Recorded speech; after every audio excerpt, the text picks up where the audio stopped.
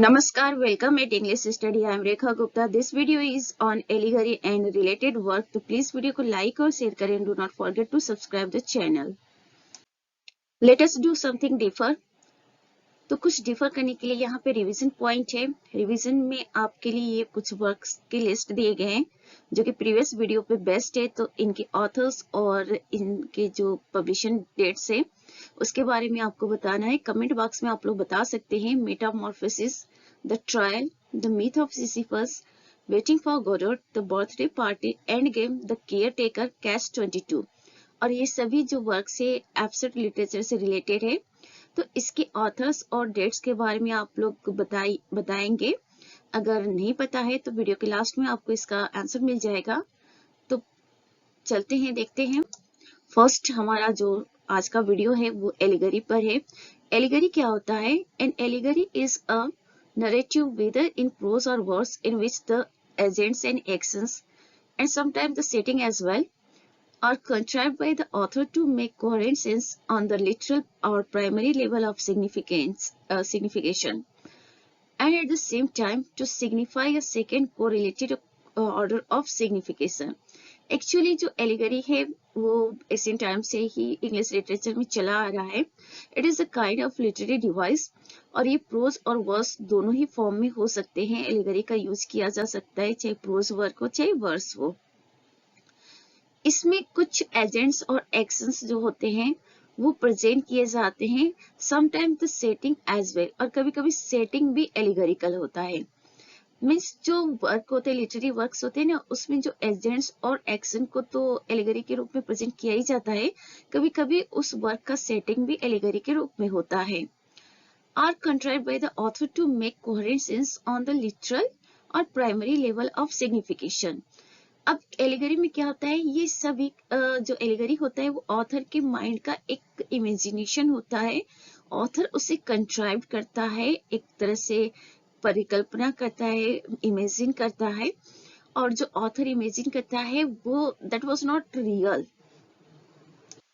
तो जो अनरियलिटी है, अवास्तविक चीजें हैं, उसको ऑथर क्या करता है, इमेजिन करता है, और वही एलिगरी होता है. और इसमें क्या होता है, जो भी वर्क्स लिखे जाते हैं एलिगरी के रूप में, उसके दो मीनिंग निकल के आते हैं. एक तो जो सरफेस लेवल की मीनिंग निकलती है और दूसरा जो है सेकंड मीनिंग निकल के आता है. और जो सेकंड मीनिंग होता है दैट इज सिग्निफिकेंट, वही इंपॉर्टेंट होता है. बिकॉज जो ऑथर होता है वो सेकंड मीनिंग को ही रिप्रेजेंट करना चाहता है with the surface meaning of the work. अब यहाँ पे एलिगरी भी कुछ टाइप्स के होते हैं. तो first we will see historical and political allegory, in which the characters and actions that are signified literally in their turn represent or allegorize historical personages and events. अब जो हिस्टोरिकल और political एलिगरीज होते हैं उसमें क्या होता है, जो कैरेक्टर्स और एक्शंस होते हैं उनको रिप्रेजेंट किया जाता है या एलिगराइज किया जाता है. और जो हिस्टोरिक से रिलेटेड पर्सन होते हैं, इवेंट्स होते हैं, उसी को रिप्रेजेंट करते हैं या उसी को एलिगराइज किया जाता है. तो दिस इज एलिगरी. एग्जाम्पल पे देख लेते. एग्जाम्पल के लिए यहाँ पे ड्राइडेन का जो वर्क है एब्सलन एंड एकिटोपेल, बहुत ही इंपॉर्टेंट वर्क है ड्राइडेन का. 1681 में ये आता है, जिसमें ड्राइडेन का ये पॉलिटिकल और हिस्टोरिकल एलिगरी है. पॉलिटिकल इसलिए क्योंकि उसमें के जो पॉलिटिक्स से उससे रिलेटेड ये है, और हिस्टोरिकल इसलिए है क्योंकि वो कहीं ना कहीं हिस्ट्री का पार्ट है. ड्राइडेन ने अपने वर्क एब्सलम और एकिटोफल में क्या किया है, किंग डेविड को रिप्रेजेंट किया चार्ल्स सेकंड के रूप में.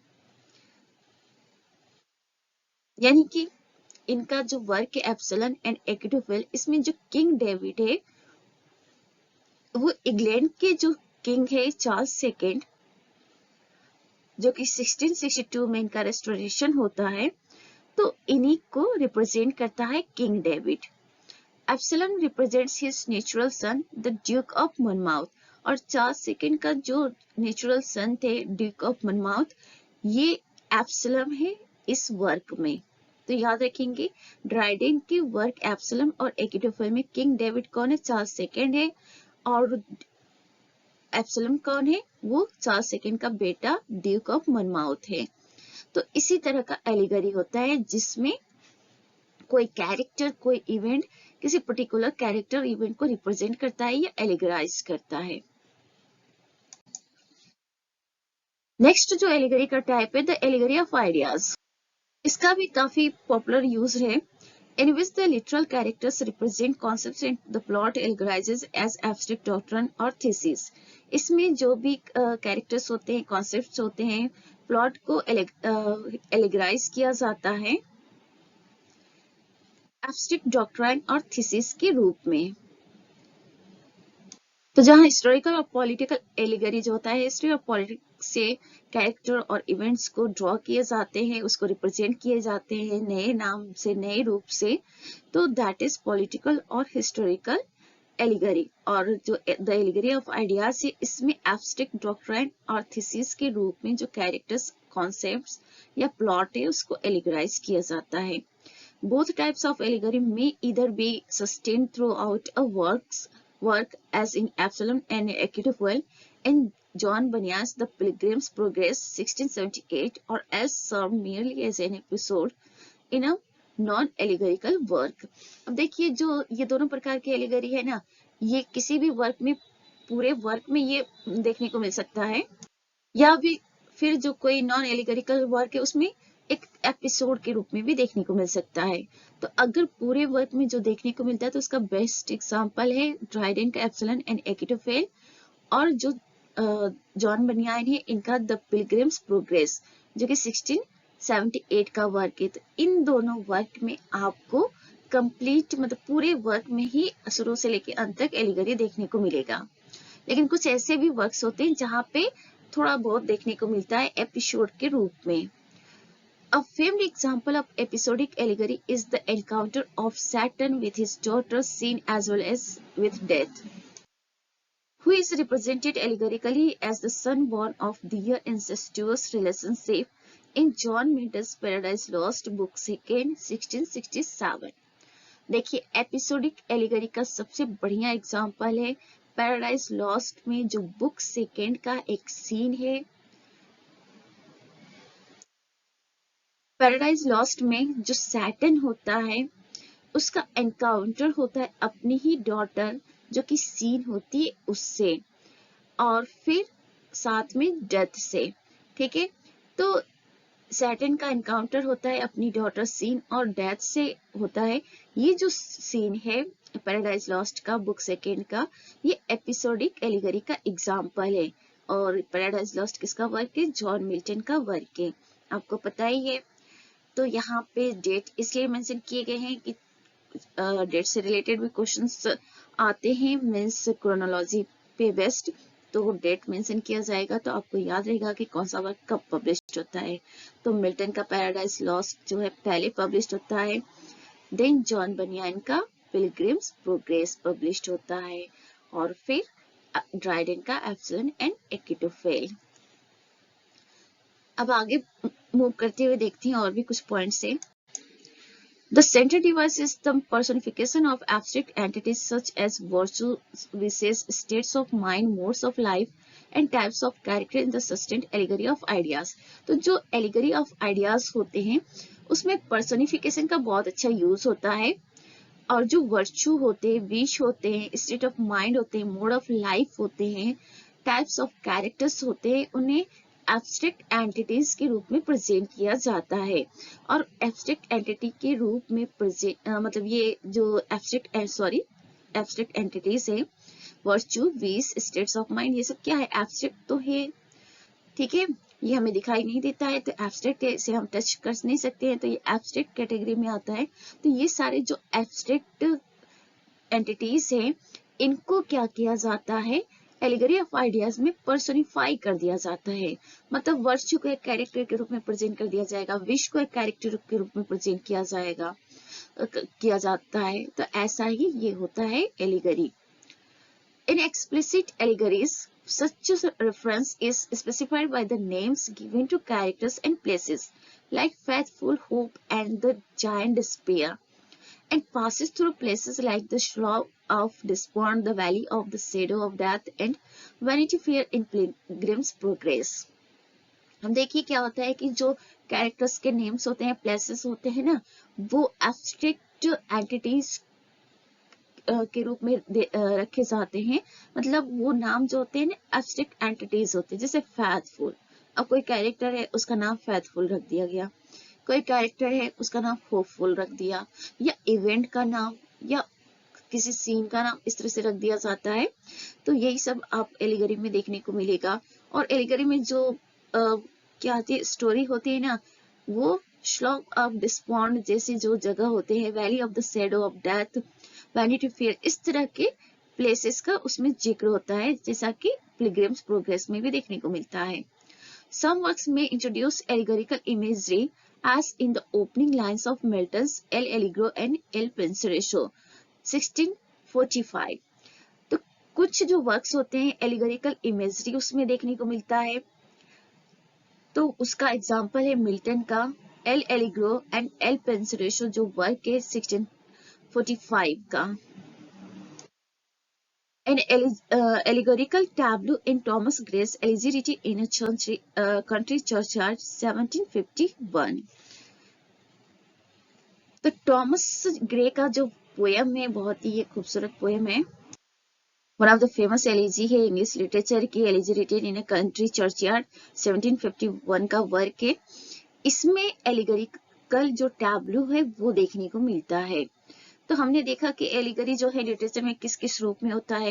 एक तो लिटरेचर में शुरू से अंत तक एलिगरी हो सकता है, या एपिसोड के फॉर्म में हो सकता है, या एलिगरिकल जो इमेजरी है उसका इंट्रोडक्शन हो सकता है लिटरेचर में के जो वर्क्स होते हैं उसमें। तो इस तरह से किसी रूप में आपको एलिगरी देखने को मिल सकता है।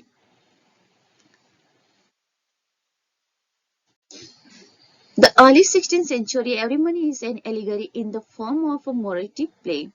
देखिए अर्ली 16th सेंचुरी में एक वर्क है एवरी मैन, ये भी एक एलिगोरिकल वर्क है और ये मोरलिटी प्ले के फॉर्म में है। The pilgrim's progress is a moral and religious allegory in a prose narrative. अब देखिए जो पिलग्रिम्स प्रोग्रेस है ये क्या है, मॉरल और रिलीजियस एलिगरी है। किस फॉर्म में है, प्रोज के फॉर्म में है। एडमंड स्पेंसर का जो फेयरी क्वीन है 1590 to 96 का ये टाइम पीरियड है इस वर्क का। ये एलिगोरिकल वर्क का बहुत ही बेस्ट एग्जांपल है, जिसमें मॉरल एलिगरी, रिलीजियस, हिस्टोरिकल और पॉलिटिकल ये सभी कुछ आपको वर्स फॉर्म में देखने को मिलेगा फेरी क्वीन में एडमंड स्पेंसर के। The third book of Jonathan Swift's Gulliver's Travels, The Voyage to Laputa and Lagado, 1726 is an allegorical satire. Later on क्या हुआ कि एलिगरी के रूप में शेटायर आने लग गए हैं, और इसका एक अच्छा एग्जाम्पल है जोनाथन स्विफ्ट का गुलिवर्स ट्रेवल का जो थर्ड बुक है, जिसमें लापुटा और लगाडो की जो वोयाज जर्नी है उसको दिखाया गया है। ये एक एलिगोरिकल सटायर है। William Collins ode on the poetical character 1747 is a lyric poem which allegorizes a topic in literary criticism. तो देखिए विलियम कॉलिंस का ये ओड है, odd on the poetical character 1747 का वर्क है। ये एक लिरिक पोयम है और इसमें इन्होंने क्या किया, लिटरेरी क्रिटिसिज्म के जो टॉपिक है उसको एलिगराइज किया है।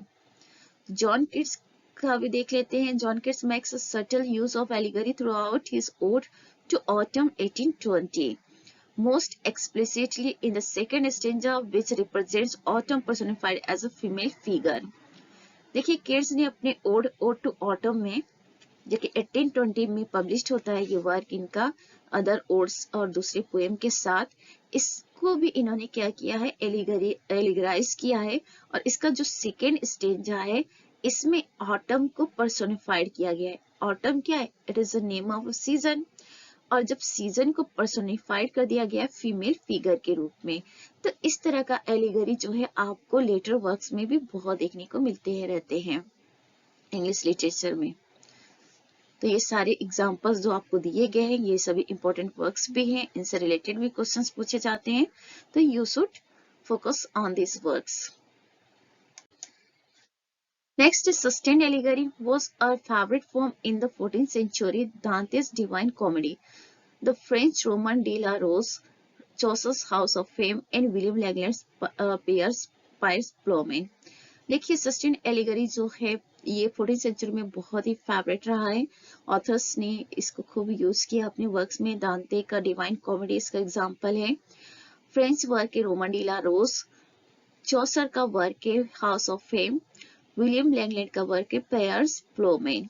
तो पियर्स प्लोमेन जो है ये भी वर्क जो है सस्टेन एलिगरी का एग्जांपल है।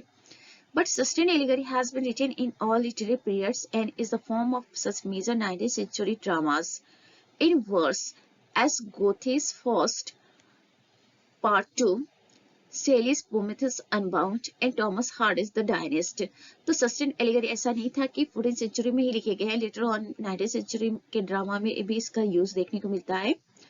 वो ड्रामा जो कि वर्स फॉर्म में है, लेकिन हाँ 14th सेंचुरी में इसका यूज बहुत ज्यादा पॉपुलर था, लोगों का फेवरेट था, ऑथर का फेवरेट था। 19th सेंचुरी में किन ऑथर्स के वर्क में देखने को मिलता है, तो जो गोथे हैं उनके फास्ट का सेकंड पार्ट, और शेली का प्रोमेथेउस अनबाउंड, टॉमस हार्डी का द डायनेस्ट। तो इन सभी वर्क्स में आपको सस्टेन एलिगरी देखने को मिलेंगे। In the present century, the stories and novels of Franz Kafka can be considered instance of implicit allegory। अब देखिए प्रेजेंट जो टाइम है मीन्स 20th सेंचुरी का जो टाइम पीरियड था, मॉडर्न टाइम पीरियड था, उसमें फ्रेंच काफका के जो वर्क्स है उसमें भी आपको एलिगरी देखने को मिलता है, क्योंकि इनका मेटामॉर्फोसिस है, उसमें कैसे जो एक कैरेक्टर है वो कॉकरोच बन जाता है, तो दैट इज एलिगरी। तो what we have see in this video is that कि एलिगरी क्या होता है।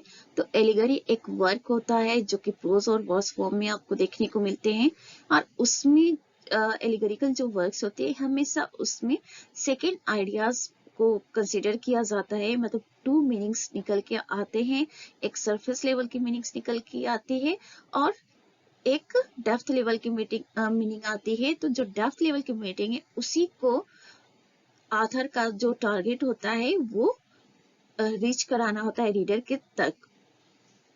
अब ऑथर उसके लिए क्या करता है, अलग अलग तरह के एलिगरी का यूज करता है, historical, political, allegory of ideas, ठीक। तो ये सारी चीजें ऑथर यूज करके क्या करता है, उसमें लोगों को प्रेजेंट करता है अपने वर्क में। अब जैसा कि ड्राइडेन का एप्सिलॉन एंड अकिटोफेल, उसमें किस तरह से ड्राइडेन एक जो चार्ल्स सेकंड है किंग इंग्लैंड के, उनको किस रूप में प्रेजेंट किया है, तो किंग डेविड के रूप में प्रेजेंट किया। तो ये ऑथर का अपना नोशन होता है, ऑथर जिस तरह से भी इमेजिन कर ले इन रियलिस्टिक वे में। मतलब चीजों को ऑथर क्या करते हैं, रिप्रेजेंट करते हैं और वापस दूसरे नाम से, दूसरे तरीके से वही चीजें जो है उसे रिपीट किए जाते हैं। तो वही काम एप्सिलॉन एंड अकिटोफेल में हुआ है। फेरी क्वीन में क्या करते हैं ऑथर एडमंड स्पेंसर, जो एब्स्ट्रैक्ट एंटिटीज है उनको कैरेक्टर के रूप में प्रेजेंट कर देते हैं। तो यही सब एलिगरी होता है। और कौन कौन से वर्क्स जो हैं इससे रिलेटेड है, इसमें आपने देखा पिलग्रिम्स प्रोग्रेस है, जॉन ड्राइडर का एप्सिलॉन अकिटोफेल है, एडमंड स्पेंसर का फेरी क्वीन है, फिर आप यहाँ पे देख रहे हैं दांते के डिवाइन कॉमेडी, फ्रेंच वर्क है रोमन डी ला रोज, चौसर का हाउस ऑफ फेम है, विलियम लैंगलैंड का पियर्स प्लोमेन है, फिर 19th सेंचुरी के कुछ ऑथर हैं, गोथे हैं, सैली हैं, टॉमस हार्डी, इनके वर्क्स हैं। तो सभी ये इंपॉर्टेंट है। फ्रेंच काफका के वर्क्स भी इस कैटेगरी में, एलिगरी की कैटेगरी में आते हैं। सभी चीजें आप लोग अच्छे से याद रखेंगे। अब हम रिवीजन पॉइंट का आंसर जान लेते हैं। तो मेटामॉर्फोसिस 1915 का वर्क है और ये किसका वर्क है, फ्रेंच काफका का। द ट्रायल 1925 का वर्क है, ये भी फ्रेंच काफका का ही वर्क है और ये दोनों बहुत इंपॉर्टेंट वर्क है, आपको बिल्कुल इसका डिटेल में स्टडी करना होगा। द मीथ ऑफ सिसिपस 1942 का वर्क है एल्बर्ट कामू का। वेटिंग फॉर गैडेट 1954 का वर्क है सैमुअल बेकेट का। The Birthday party 1957 Harold Pinter. End game 1958 Samuel Beckett. The caretaker 1960 Harold Pinter. Catch 22 1961 Joseph हेलर। तो देखिए ये सभी इंपॉर्टेंट वर्क्स है जो कि एब्स्ट्रैक्ट लिटरेचर से जुड़े हुए हैं, और इसमें काफ़ी जो है वर्क्स जो सभी ये मॉडर्न टाइम के वर्क्स हैं। तो ये जनरली पूछे जाते हैं इनसे रिलेटेड क्वेश्चन, तो इसे आप लोग जरूर अच्छे से डिटेल में स्टडी करेंगे। और ये जो वर्क्स है हमने इसको क्रोनोलॉजिकल ऑर्डर में यहाँ पे रखा है। तो अगर आप जैसे सारे वर्क्स की डेट नहीं याद कर सकते तो कुछ इंपॉर्टेंट वर्क्स की डेट याद करके एलिमिनेशन के मेथड का यूज करके भी आप अपने क्वेश्चन को एग्जाम में सॉल्व कर सकते हैं। तो this is all about for this video. Please video को लाइक और शेयर करें and do not forget to subscribe the channel. Thanks for watching. Be happy, keep smile.